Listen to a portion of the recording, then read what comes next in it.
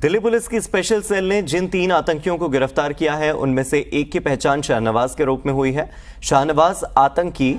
जो है वो दिल्ली के जैतपुर पार्ट 2 खड्डा कॉलोनी में रह रहा था। स्थानीय लोगों ने बताया कि आरोपी को उन्होंने कई बार देखा था। शाहनवाज की गिरफ्तारी को लोगों ने बड़ी कामयाबी बताया है। उन्होंने कहा कि अगर पुलिस आरोपी को गिरफ्तार नहीं करती तो कोई और बड़ी वारदात हो सकती थी। कॉलोनी वासियों ने लोगों से अपील की है कि वो पुलिस वेरिफिकेशन करने के बाद ही किसी भी व्यक्ति को मकान किराए पर दें।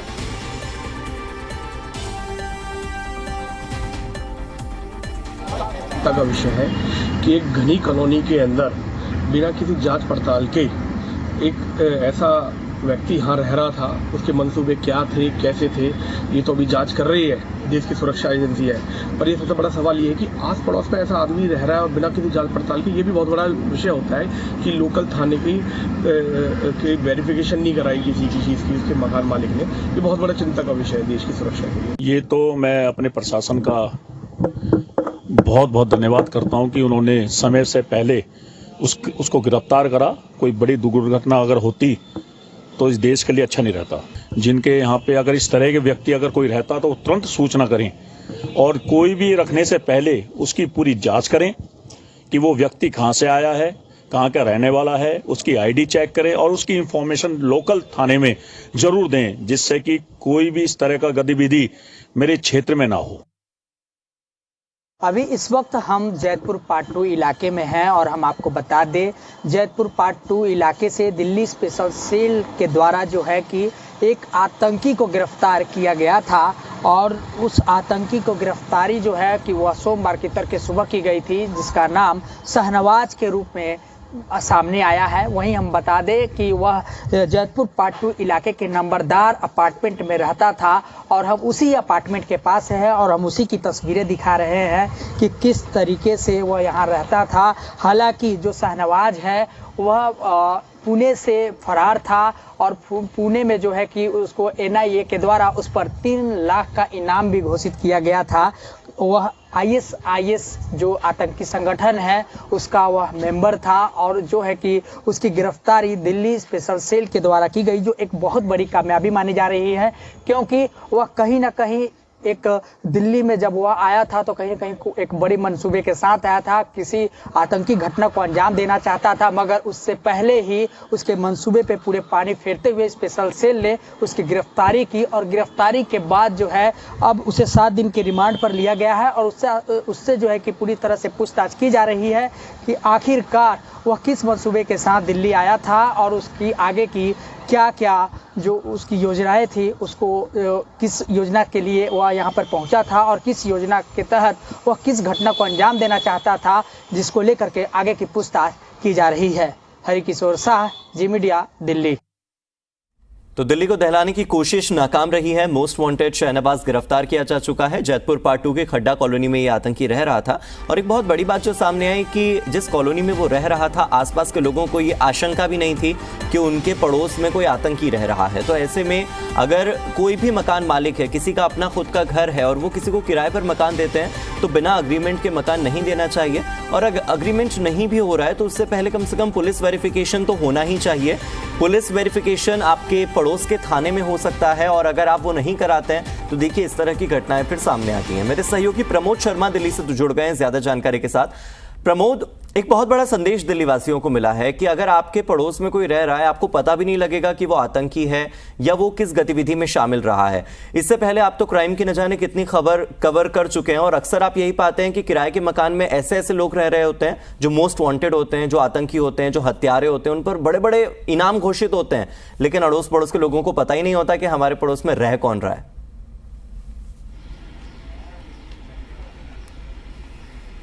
देखिए, बिल्कुल सामान्य ज़िंदगी जो जीने वाला शख्स है उसके अंदर क्या चल रहा है और वो किस तरीके की एक्टिविटी,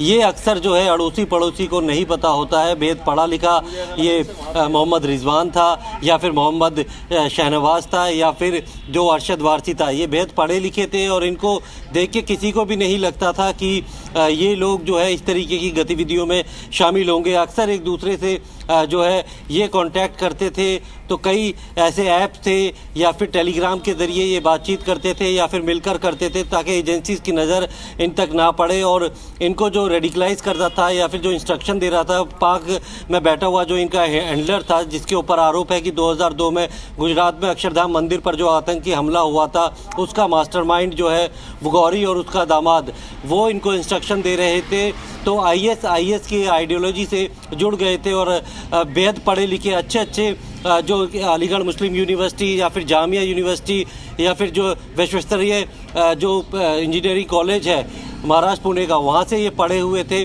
और अच्छी मतलब इनकी जो एजुकेशन क्वालिफिकेशन थी, तो किसी को भी देख के शक नहीं होता था। अलग अलग जगहों पे रहे हैं, बीच बीच में गुजरात के काफ़ी रहे हैं और ऐसी जगहों पे गए हैं। फॉरेस्ट एरिया में जाके बाकायदा जो माइनिंग इंजीनियर था मोहम्मद शहनवाज, इसने कई ब्लास्ट किए हैं, कई बार जो है टेस्टिंग की है और उसके बाद उस टेस्ट के दौरान कितना बड़ा नुकसान किया जा सकता है और उससे ज़्यादा कैसे किया जा सकता है, उसको लेके दोबारा ये टेस्टिंग की गई थी। बाकायदा एक जगह ये ढूंढ रहे थे जहाँ पे ये अपना ट्रेनिंग कैंप बना सकते, तरीके के यूथ को जो है वो रेडिकलाइज करके जो है आईएस की जो आतंकी है या फिर जो मॉड्यूल है उसमें शामिल कर सकते थे। तो इसको लेकर जो है अब पुलिस भी जांच कर रही है और साथ में अक्सर दिल्ली पुलिस को ये पता है कि ऐसे अड़ोस पड़ोस में जो लोग रहते हैं या फिर जो अपनी पहचान छुपाकर रहते हैं, जो आतंकी होते हैं या फिर देश विरोधी गतिविधियों में शामिल होते हैं, आम आदमी को उनकी पहचान नहीं हो पाती। इसीलिए अक्सर अलग अलग ड्राइव चलाई जाती है दिल्ली पुलिस की तरफ से कि जितने भी टेनेंट वेरिफिकेशन है वो कराया जाए, बिना वेरिफिकेशन के किसी को नहीं रहने दिया जाए। इसका सबसे बड़ा फ़ायदा ये होता है कि अगर कोई भी अपने टेनेंट की वेरिफिकेशन कराता है तो उसके मन में ये डर होता है कि पुलिस उसकी वेरिफिकेशन करेगी तो कभी वो कुछ गलत करता है तो वो पकड़ा जाएगा। तो ऐसे में जितने भी गेस्ट हाउस है, साइबर कैफ़े हैं, उन सबको इंस्ट्रक्शन दी होती है कि किसी भी अनजान आदमी को बिना उसकी पहचान पत्र लिए हुए, उसकी आइडेंटिटी जाने हुए उसको जो ना अपने जो गेस्ट हाउस में ठहराए या फिर जो साइबर कैफ़े में जो है वो इस्तेमाल उसका करने दे। तो इस तरीके की प्रिकॉशन पुलिस उठाती है, लेकिन फिर भी ये लोग जो है जब जिस तरीके से कोई इसमें एक मौलाना है और वो ही कॉन्टैक्ट करीबियों का जो कि एक साथ पढ़े हुए होते हैं, एक दूसरे को जानते हैं, तो उनकी जो उनके ज़रिए जो है वैसे रेंटेड एकोमोडेशन ले लेते हैं, रेंटेड फ्लैट ले लेते हैं जहाँ पे रहकर ये लोग जो है देश विरोधी गतिविधियों में शामिल होते हैं। तो कई तरीके के इस मामले में भी 3 को तो गिरफ्तार कर लिया है पुलिस के रडार पे। अभी कुछ लोग और भी हैं जिनसे पूछताछ की जा रही है। प्रमोद, अगर इनके मंसूबों की बात करें तो आपने बताया कि ये किसी न किसी बड़े आतंकी हमले की साजिश में थे। इन्होंने पहले से रेकी की हुई थी, खासतौर पर गुजरात के कुछ बड़े शहरों की बात करें, सूरत, गांधीनगर, वडोदरा, अहमदाबाद, वहां पर इन्होंने रेकी की हुई थी और कुछ नेता, कुछ आरएसएस के प्रचारक इनके निशाने पर थे। यानी कि ये बड़ी आतंकी साजिश को अंजाम देने वाले थे। साथ ही साथ लोगों की हत्याओं में भी इन्होंने प्लानिंग की हुई थी कि किसी किसे मारना है। क्या उसके बाद सुरक्षा को लेकर कोई बंदोबस्त पुलिस की ओर से हुआ है क्या? देखिए, पुलिस को जो इनके टारगेट हैं उनके बारे में जानकारी मिल गई है, लेकिन वो क्योंकि अभी डिस्क्लोज नहीं कर रहे, अभी इन्वेस्टिगेशन जो है जारी है। लेकिन ये साफ तौर पे कहा है गुजरात के कई शहरों की रेकी कर चुके थे जहाँ से वीवीआईपी मूवमेंट होना था। कुछ धार्मिक स्थल जो है वो इनके निशाने पर था, क्योंकि इनका जो हैंडलर है उसके ऊपर खुद जो अक्षरधाम मंदिर पर आतंकी हमले करने का आरोप था। उसके बाद उसे भगोड़ा घोषित कर दिया था और वो पाकिस्तान में बैठ के ISI की सरपरस्ती में जो है भारत विरोधी जो गतिविधियाँ वो चला रहा है और ऐसे मॉड्यूल को जो है खड़ा किया है, चाहे वो दिल्ली पुणे मॉड्यूल हो, और उसमें अलग अलग जो आतंकी हैं उनको इस तरीके से रेडिकलाइज करके उनको हथियार बनाने की ट्रेनिंग देकर ज़्यादातर पढ़े लिखे लोगों को जो है टेलीग्राम के जो चैनल्स होते हैं या दूसरे जो चैनल्स हैं उनके ज़रिए इस तरीके के इंस्ट्रक्शन देकर या फिर उनको ऐसे धार्मिक लिटरेचर भेजकर जो है पूरी तरीके से रेडिकलाइज करता है ताकि जो बड़े जो नुकसान है वो भारत में किया जा सके। और इस मामले में क्योंकि जो माइनिंग ये इंजीनियर था मोहम्मद शहनवाज, तो ऐसे में इसको पता था कि जब माइनिंग में ब्लास्ट किया जाता है तो एक बड़े हिस्से को कैसे जो है ब्लास्ट के ज़रिए ख़त्म किया जाता है। तो उसी को लेकर ये तैयारी कर रहा था कि एक बहुत ताकतवर बम ऐसा बनाया जाए जिससे कि टेरर स्ट्राइक जब हो तो नुकसान ज़्यादा से ज़्यादा हो, वहाँ पे मौजूद तमाम जो चीज़ हो या फिर जो लोग मौजूद हो वो उस धमाके से बच ना पाए। तो एक बड़ी टेरर स्ट्राइक को जो है अंजाम देने की कोशिश की गई थी और बाकायदा कई टेस्टिंग भी की गई है। इसमें ऐसा नहीं कि टेस्टिंग नहीं की गई है, बहुत इनिशियल लेवल की प्लानिंग थी। 3 से 4 बार इन्होंने कई फॉरेस्ट या वाइल्ड लाइफ ऐसी जगह है जो कि काफ़ी सुनसान और ऐसी जो फॉरेस्ट से घिरी हुई है वहाँ पे इन्होंने टेस्टिंग भी करी है और हर बार जो है टेस्टिंग के बाद इन्होंने जो इंटेंसिटी ब्लास्ट की थी उसे बढ़ाने की कोशिश भी की है और उसकी जो इंस्ट्रक्शन जो पाकिस्तान में बैठे हुए जो इनके हैंडलर्स हैं उनसे भी वो लगातार ले रहे थे। वक्त रहते अगर ये गिरफ्तार नहीं किए जाते तो जाहिर तौर पे दिल्ली भी इनके निशाने पर था। दिल्ली के अलावा उत्तर भारत के कई जो शहर हैं, कई ऐसे बड़े इंस्टॉलेशन हैं जिनके ऊपर ये टेरर स्ट्राइक करना चाहते थे और ज़्यादा से ज़्यादा नुकसान जो है यहाँ पहुँचाना चाहते थे। प्रमोद, इसके बाद ये भी देखा जा रहा है कि ISIS के जो आतंकी हैं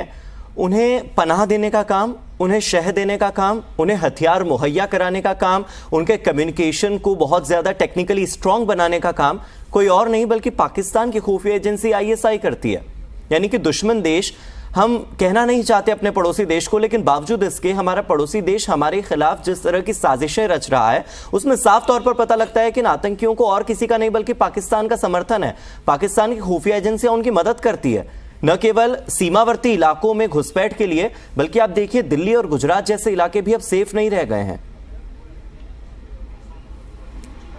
देखिए बिल्कुल जिस तरीके से जो ट्रेंड बदला है, जो पूरी तरीके से अब पाकिस्तान की खुफिया एजेंसी ISI को या भारत में आतंक फैलाने के लिए अपने लोगों को बॉर्डर पार कराने की ज़रूरत नहीं रहती। वो बाकायदा सोशल मीडिया के ज़रिए जो है ऐसे लोगों को रेडिकलाइज करते हैं जो कि बड़ी आसानी से रेडिकलाइज हो सकते हैं, जो ISIS की जो आइडियोलॉजी है उससे काफ़ी ज़्यादा प्रभावित होते हैं और भारत को इस्लामिक स्टेट बनाने के लिए किसी भी हद तक जाने को तैयार होते हैं। तो ऐसे लोगों को ये ट्रैप में लेने के बाद रेडिकलाइज करती है, उन्हें तमाम जो चीज़ें वो मुहैया कराती है जिससे कि वो बम बनाना सीख सके, किसी बड़ी टेरर स्ट्राइक को जो है वो अंजाम दे सकते हैं। उन्हें जो फंडिंग के तरीके हैं वो भी बताए जाते हैं कि इस्लाम में किस तरीके से जो है इस्लाम के लिए अगर आप काम करते हैं तो कैसे आपको फंड जो है वो रेस करने हैं, इसके बारे में भी तमाम जानकारियाँ दी जाती है। और उसके बाद ऐसे लोगों को ये तो ढूंढा जाता है जो कि ऐसे गुमराह हुए नौजवानों को जो है वो जो इस आइडियोलॉजी से जोड़ सके और उनका इस्तेमाल भारत में रहकर ही भारत के खिलाफ किसी तरह किया जा सके। अब कम्युनिकेशन करने के लिए किसी को फ़ोन करने की या फिर किसी को मिलने की ज़रूरत नहीं होती। कई सारे ऐसे जो मीडिया वो है, सोशल मीडिया है या दूसरे ऐसे ऐप हैं, उनके ज़रिए वो एक दूसरे से कम्युनिकेट करते हैं, कॉन्फ्रेंस करते हैं, मीटिंग करते हैं, बल्कि व्हाट्सएप और ये वीडियो कॉल करते हैं ताकि